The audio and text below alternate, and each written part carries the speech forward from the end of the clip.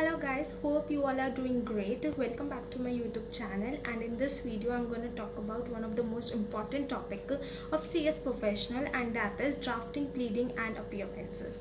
Okay, now we all know that drafting is the process of creating different kinds of legal agreements and documents, and every company and business organizations need to get prepared all those agreements and documents on a regular basis, and thus it increases the role of company secretary.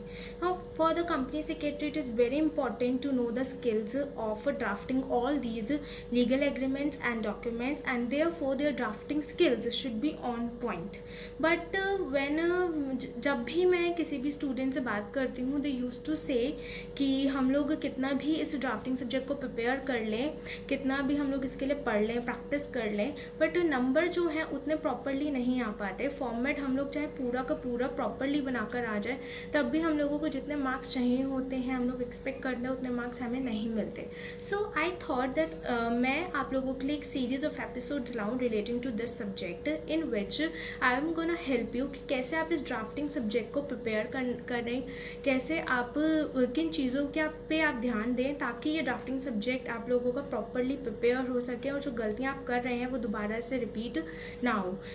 मैं आप लोगों को इसके ऊपर कोई lectures नहीं देने वाली हूँ, मॉड्यूल से लेकर पढ़ाने नहीं वाली हूँ, ये सब तो आपका प्राइवेट ट्यूटर भी कर देगा. But I am just gonna help you कि कैसे आप इस ड्राफ्टिंग सब्जेक्ट में कुछ मिस्टेक्स को दोबारा से रिपीट ना करें और कुछ चीज़ों पे फोकस करें ताकि आप लोगों की ड्राफ्टिंग स्किल्स जो हैं थोड़ी अच्छी हो सकें और आप लोग थोड़ा अच्छा एग्ज़ाम्स में और ज़्यादा स्कोर कर सकें. So I hope you will like all these episodes, and if you want to watch these episodes, then do subscribe to my channel so that when next time I will upload a video relating to this concept, then you will get notified. So let's get started.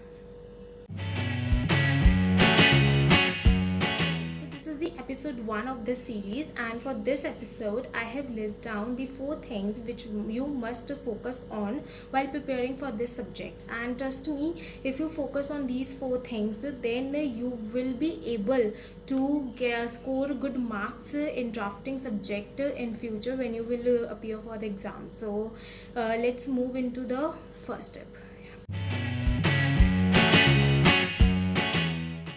So first thing which you should focus on while preparing for this exam is to make sure that you are reading each and every concept, laws relating to that agreement which is applicable on it.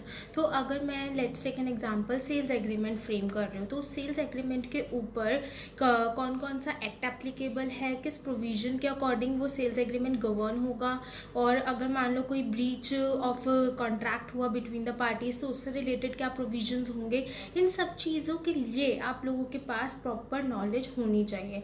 एक drafting subject के अंदर खाली उस किसी भी agreement को कैसे बनाना है या डीड कैसे बनानी है ये इंपॉर्टेंट नहीं है, उसके साथ साथ एक कंसेप्चुअल नॉलेज, थोड़ा कंसेप्चुअल नॉलेज होना बहुत ज़रूरी है ताकि आपके पास प्रॉपर एक पॉइंट्स हों कि अगर मेरे को ये एग्रीमेंट या डीड बनाना है तो उस एग्रीमेंट और डीड के अंदर मुझे कौन कौन से पॉइंट्स के ऊपर ध्यान रखना है ताकि एक भी पॉइंट उस एग्रीमेंट और डीड में से स्किप ना हो. और अगर मैं एग्जाम पॉइंट ऑफ व्यू से देखूँ तो एग्जाम्स के अंदर प्रैक्टिकल एक्सरसाइजेस के साथ साथ थ्योरी क्वेश्चंस भी इक्वली आती हैं. तो खाली अगर आप ड्राफ्टिंग पढ़ के चले जाओगे कि एक एग्रीमेंट की ड्राफ्टिंग की प्रैक्टिस कर ली तो हो गया, बट उसकी कंसेप्चुअल नॉलेज को नहीं देखोगे, उसके पीछे क्या थ्योरी क्वेश्चंस आ सकते हैं वो नहीं देखोगे, तो that would not complete your preparation. और जर्नली हम इस चीज़ को स्किप कर देते हैं. सो from the next time I would suggest that you should focus कि आप लोग ड्राफ्टिंग के साथ साथ उसके पीछे क्या लॉज हैं, रेगुलेशंस हैं, उसके कंसेप्ट्स को भी प्रॉपरली पढ़ें और उसके लिए भी प्रिपेयर करें.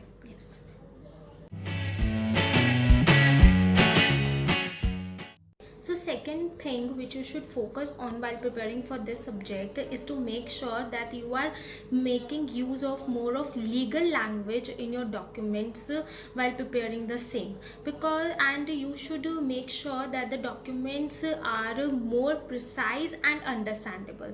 जैसे कि एक एग्जांपल लेते हैं, अगर आपको एक एग्रीमेंट के अंदर क्लॉज शो करना है कि ये कॉन्ट्रैक्ट इतने टाइम पीरियड में कंप्लीट हो जाएगा, तो rather than choosing a long sentence sentences like the parties will complete the contract within dash period.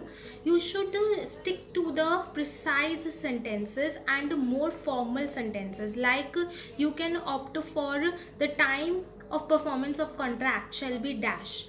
सो आपको अपने एग्रीमेंट के अंदर जब भी आप प्रिपरेशन कर रहे हो, आप लोगों को उन वर्ड्स को मार्कआउट करना चाहिए जो आपको लग रहा है कि ये ज़्यादा लीगल फॉर्म देगा एक डॉक्यूमेंट को और एग्रीमेंट को. क्योंकि अगर एक एग्जामिनर आपके डॉक्यूमेंट आपके पेपर्स को चेक करेगा तो दे विल सी कि आपने कितनी लीगल लैंग्वेज उसमें डाली है और कितनी प्रोफेशनलिज्म के साथ उसको फ्रेम करने की कोशिश करी है.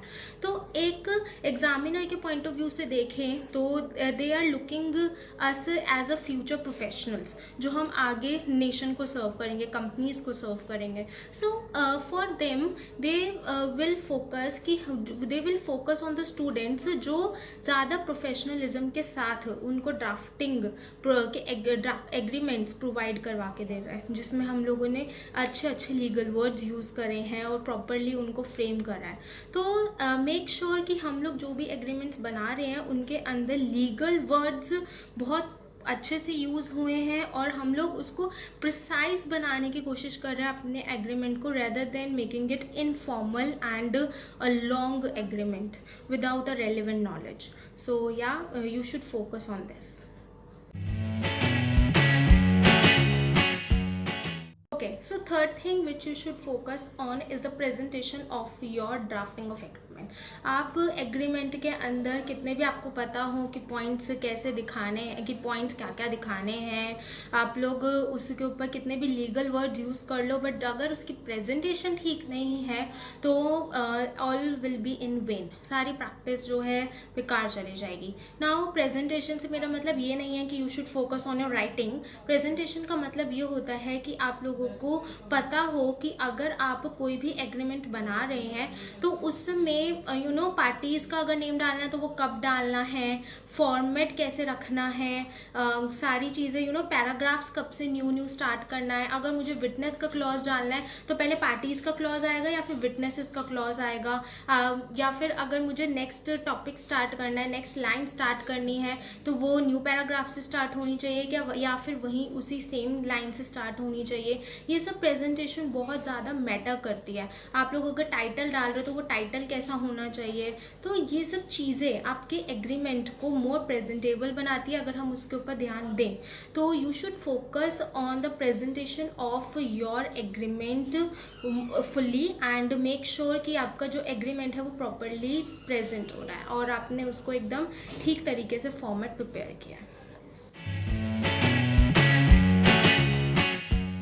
Last thing which you should focus on is to do a written practice of each and every deeds and agreements. Trust में गाइस, सिर्फ एक बार ओरली रीड करने से कि इस एग्रीमेंट के अंदर ये आना है, ये इसका टाइटल होगा, यहाँ पे पार्टीज का नाम आना है, यहाँ पे फिर बॉडी स्टार्ट हो जानी है, फिर हम एंड कर देंगे, इससे जो है आप लोगों की ड्राफ्टिंग स्किल्स इंप्रूव नहीं होगी. अगर आपको प्रॉपरली अपनी ड्राफ्टिंग स्किल्स इंप्रूव करनी है तो उसके लिए रिटन प्रैक्टिस करना बहुत इंपॉर्टेंट है.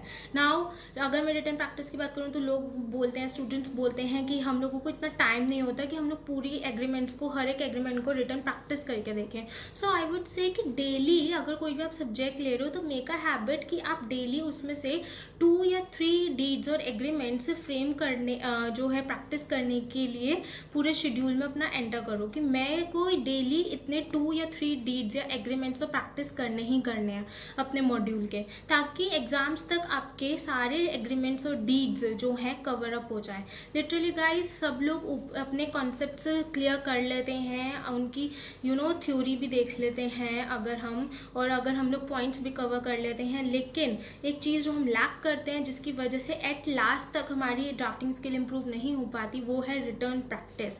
ड्राफ्टिंग के अंदर रिटर्न प्रैक्टिस करना मस्ट है. So you should focus on proper return practice of the same and make a habit of it. Trust me, ये टिप्स आप लोगों को बहुत हेल्प करेंगे. Okay, so these were the four things which you should focus on while preparing for this subject. And trust me guys, if you focus on these tips, it will help you in future, and the chances of getting good marks in this subject will increase. So I will meet you in my next video with a new concept for you guys, and also with another episode of this series. Till then, bye bye, and make sure that you like, share and subscribe to my channel. Till then.